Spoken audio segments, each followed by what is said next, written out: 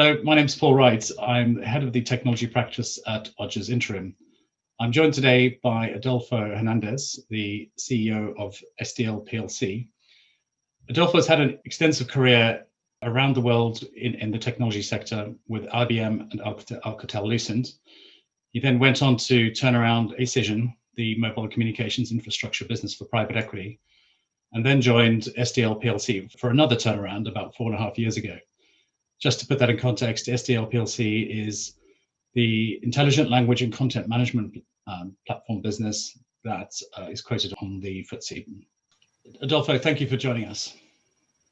Thank you, Paul. Thanks for having me here today. I'd just like to begin by asking you, what were your priorities and goals first accepted the role as CEO of SDL PLC? Well, priorities list when you first start a new assignment is huge, right? I mean, it's getting to know the business, it's getting to know what makes the business tick, it's getting to know the talent you've got, it's getting to know your key customers, it's getting to understand the stakeholders, the shareholders in the business. You want to understand the employees, you want to understand where they're coming from. And we were doing all of that in the context of an operational transformation that the board had started just before I was hired. So there was an operational review going on. There were some strategic alternatives that led to divestitures. So there was a lot of decision making, a lot of learning. And then ultimately, we needed to formulate a go forward strategy that resonated with the employees, that we could get the teams to rally behind, that was relevant to our customers, as in, yes, I need somebody to solve those problems, and something that was attractive for existing and new shareholders to get behind and help us on the journey. Certainly sounds like it. But what do you think were the leadership qualities that helped you steer the turnaround of SDL and grow it 3x in those 3 to 4 years? You need the different leadership traits throughout the different phases of the transformation, right? I think during the first 6 months, you need to be highly inquisitive, and I think you need to have a very high learning agility because you really are in learning mode, right? And those are the traits that sort of are needed the most. Then you sort of move into a phase where you sort of plotting their way forward, and I think you just got to be a leader who wants to be able to communicate the vision with passion and communicating a compelling path for people to rally behind you. So I always talk about this leadership ability, which is called being able to generate followship, right? You really, I mean, you can lead, but maybe people don't want to follow you, right? So you need to get to a position where you say, this is where we're going to go. You get people excited about it. You get people to really want to go there. And you want customers to tell you, yeah, that's the right place to go. And we're happy to work with you. And then it's all about execution, right? So you're going to be very dogged about knowing what you need to do, making sure that you are good at executing through others, right? Because there's so much to do. You're going to set priorities. You're going to set milestones. You're going to get a management system in place. You're going to be able to see dependencies, identify the areas that are not working, divert resources there so that you can unstuck them. And then you got to persevere. I mean, there is a big element here of persevering. If you know you're on the right path and you're doing the right thing and you've got the right team, you just keep going. And if there is something that you need to change along the way, be it fine-tuning on the strategy, fine-tuning on the team, fine-tuning on the pace, you do. But you have to stay the course. I don't think you can't sort of react to every quarterly set of results, because otherwise you're always chasing the past. Can you talk about leading the business during the stormy period of COVID-19? I think we've had the most unlikely of outcomes, right? Which is sort of been the sale of SDL in the period. But I'd like to sort of remark, I think the importance about the sale is not the sale in itself, it's the fact that through merging SDL with RWS, we've actually managed to form the world's leader in our business. And it's a UK headquarter, UK company that leads this industry now.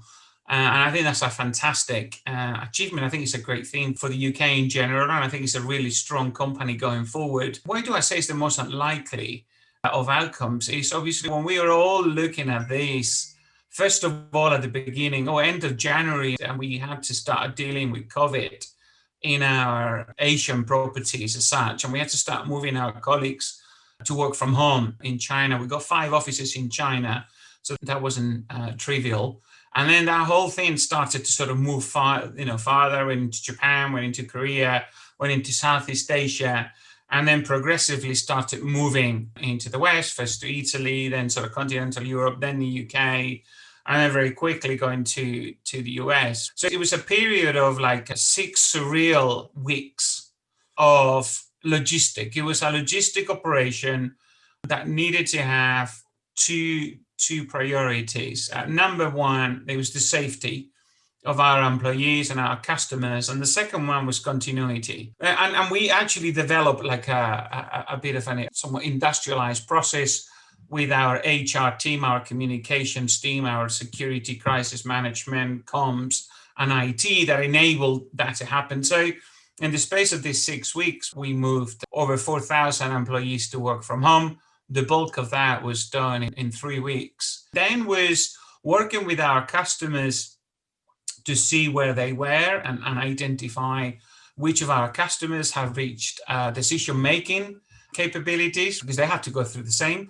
Some people, move very quickly with no issues. Others, particularly more government organizations, took a bit longer to regain their footing. And we basically just created a project, and they had 7 strands from employee communications, external communications, IT support.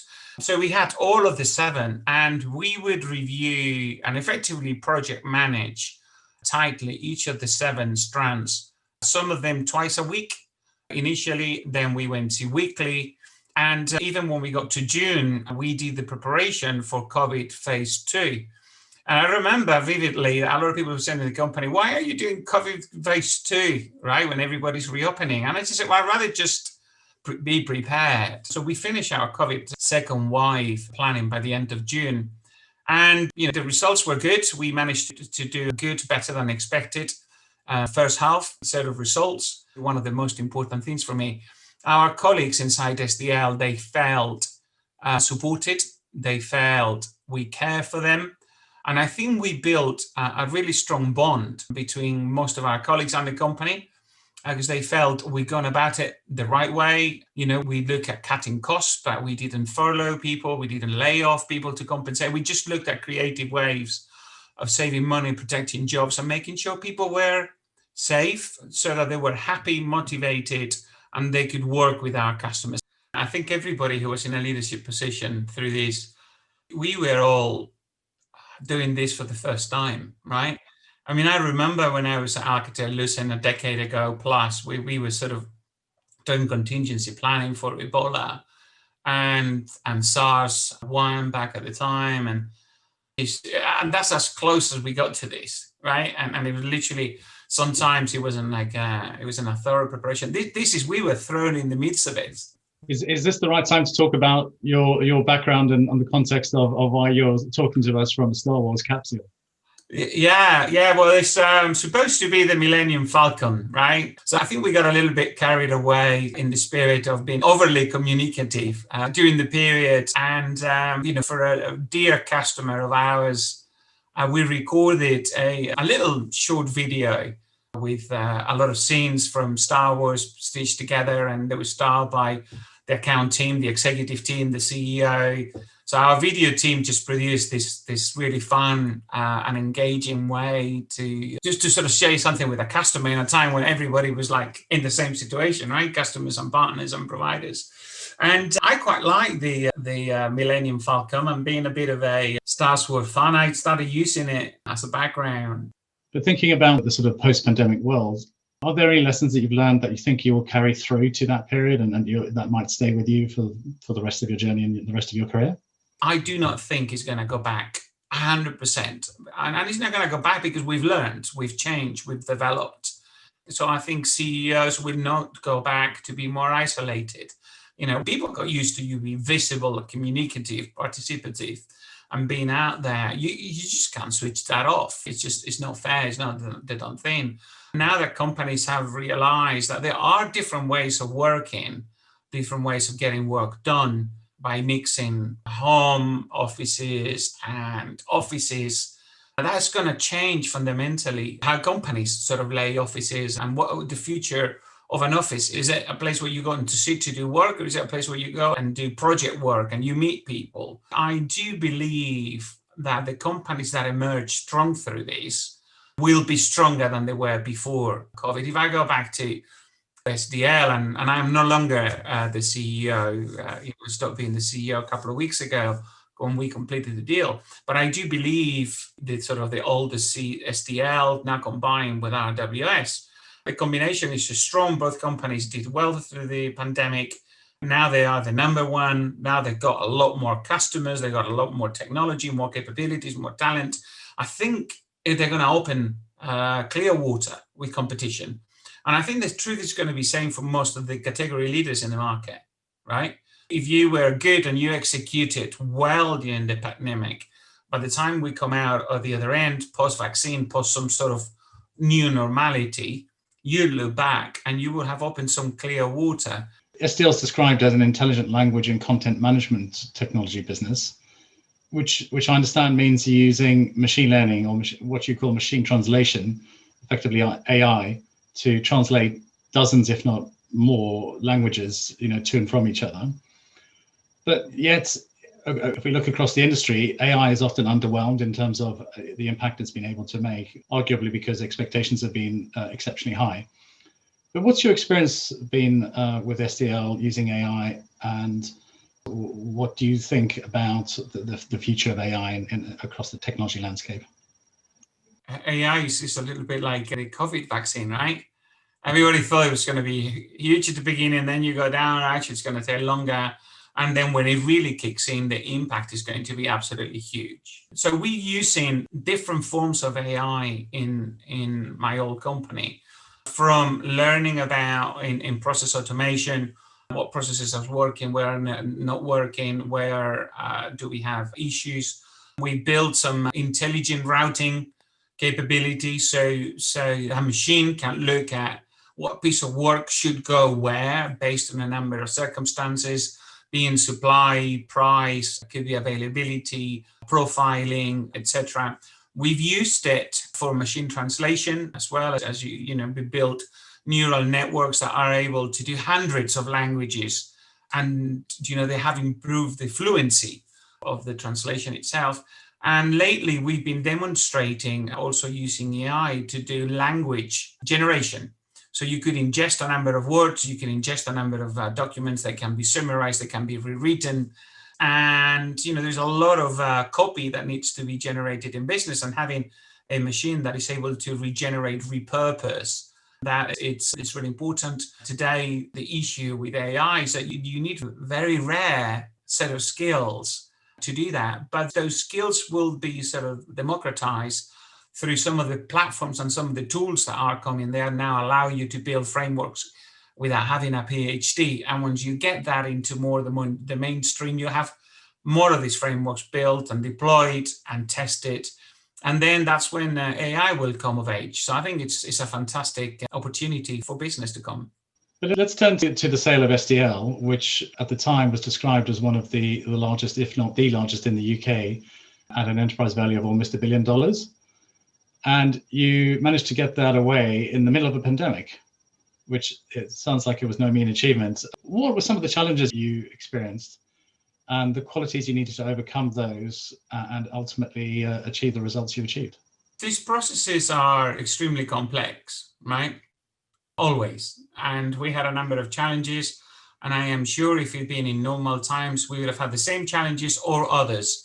Where you can't lock yourself in a room as you do when you're normally doing M&A, because that concept doesn't exist. That has some challenges, but it also has some advantages, because you can't get in a room for a couple of days to clear issues. You're actually more diligent at avoiding issues. It's all about sort of building a streamlined process and what was the calendar, what needed to happen by when, and just work through that with advisors. Obviously, a lot of the due diligence happens, the sessions, the management meetings, were all virtual. The third-party validations were all virtual. So you end up discovering a cadence of information exchange through data rooms that is all sort of online. Then you review in your own physical world. Then you jump on a video call. You ask all the questions. You see the teams performing. And everybody's working the same way. So it's the investment bankers on both sides. You've got external advisors. Then you've got lawyers. Then you've got management teams. And arguably, one of the hardest things is with so many people working virtually, how do you get the cadence? So it's just finding that. It certainly was a great outcome. But as you said, you left SDL a couple of weeks ago. So, are you able to share what comes next? Do we know what your plans are, or any thoughts about what the future holds for you? Take a break, maybe? I'm looking at different options, and whatever I end up doing, I'm sure I'll have a fair amount of challenges, because that's what I like, opportunities to build something. And hopefully have as much fun as I've had in places like SDL. It's just been an absolute joy and a privilege to do the job we did there.